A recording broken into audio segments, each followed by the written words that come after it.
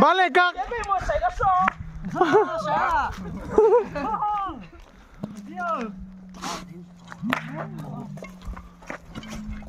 Nó mà tình thế này. Nó gì tình thế luôn. Dạ tiếc à. Tốt ta. Gì mà. Dạ. Nó về à.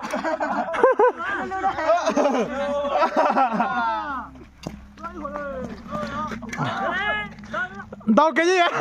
Wow.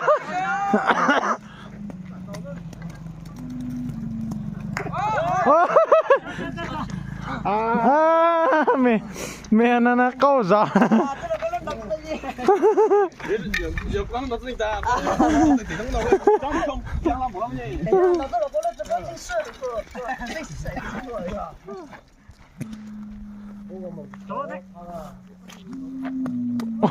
Ôi giờ chỗ lại vậy, chỗ lắm mà làm tôi biết nào.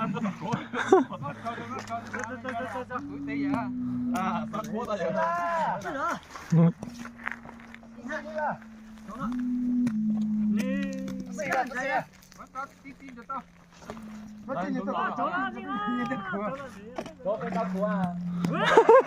Cho mình nó cụt á. sao chó ra đây đây phải có chó luôn này. Đường chạy. Cho con từ tôi luôn cả. Chị một tí à. Nhưng mà nó khó vậy. Nếu mà con xử ra đoạn.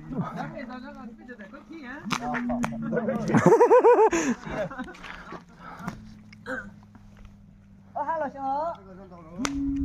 Ui, xong này chết trâu này chứ gì mày? Rồi bạn lôi nhá con mà.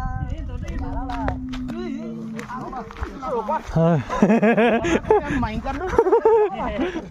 Cái này hôi nào tao tao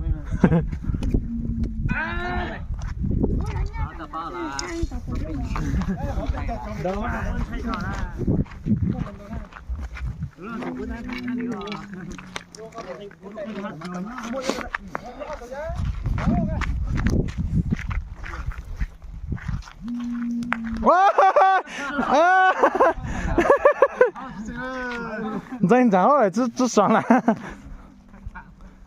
Anh cho là anh à. Ê, một người sáng là cái gì này?